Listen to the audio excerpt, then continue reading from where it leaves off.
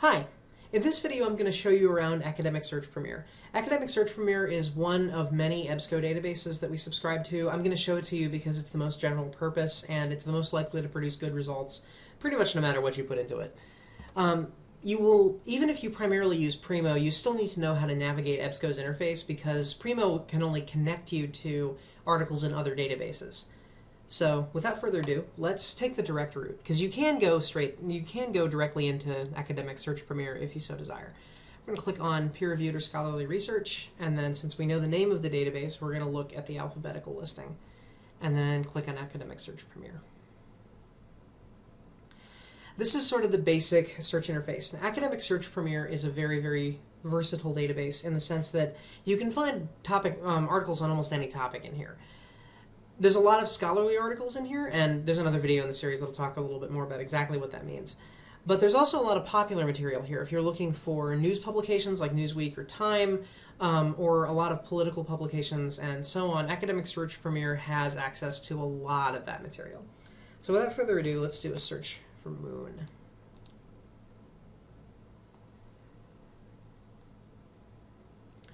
So what we're seeing here is everything Academic Search Premier has that includes the word moon in some sense.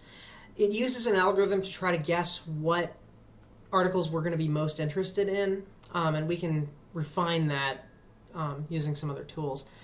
But the first thing that I want to call your attention to is right now we're looking at a whole bunch of stuff, and we don't have access to all of it. Not everything in Academic Search Premier we have full text access to. If we don't have full text, it'll say, you'll see that the icons below will say there'll be the SFX icon, and then there will be a icon that lets you request the item through interlibrary loan. If we do have full text, it'll list it as such. It'll say PDF full text or whatnot.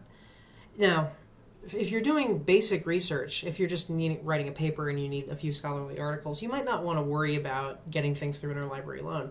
So you can get rid of anything we don't have access to full text to just by clicking on this. And it'll think for a minute, and then see that cuts our number of results down significantly, but everything we're looking at now we have direct access to. And if you need scholarly articles, you can filter for those as well. Reduces our results even further. So those are the two most important limiters. There's a lot more that can be done, but that's kind of the basics. Now let's say we're interested in this article here. Will the lunar renaissance come forth? I'm going to click on that. And what we're seeing here is sort of a summary of the article. This is actually the information that Academic Search Premier uses in order to look for our search terms. If we want to read the article itself, we'll need to open it over here through PDF full text. If we click on that, it'll open inside of our browser. The important thing is, if you want to print this article or save it, you need to do it from here.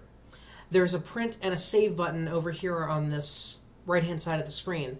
But if you do that while you're looking at the article record, that's the screen we were just on, it'll save a copy of the record. You won't get the actual article. If you want to save it or print it, you'll need to, let's see, on this browser, there's a context-sensitive menu down here. Notice that when my mouse isn't there, you can't see it. You'll have to move it down toward the bottom of the screen and it'll turn up. So you can save it like so, you can print it like so. You can also email this to yourself or to someone else, and the neat thing about emailing it is that it actually attaches the file as a PDF. So you can send it to yourself if you have a webmail account. If you come across something that you think one of your peers would just be fascinated by, maybe one of your buddies really likes the idea of sending people to the moon again, so you can be like, here, I'm going to send this to them and do a good deed. There's a fair bit more that this database can do, but we're going to stick to the basics for the purposes of this video. So, hope you found this helpful, and thanks very much for watching.